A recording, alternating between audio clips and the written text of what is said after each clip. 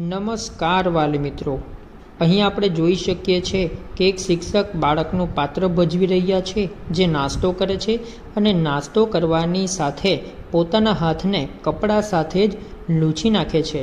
સાથે સાથે મમ્મીના ફોનનો કન્ટિન્યુઅસ ઉપયોગ કરે છે અને કોઈનો ફોન આવતો હોય તો પણ તેને કટ કરી નાખતા હોય છે. વારંવાર આટલા લાંબા સમય માટે ફોનનો ઉપયોગ કરવાથી આંખને કેવું નુકસાન થાય છે તેની માહિતી આ વિડીયો દ્વારા બાળકને શીખવવામાં આવી રહી છે.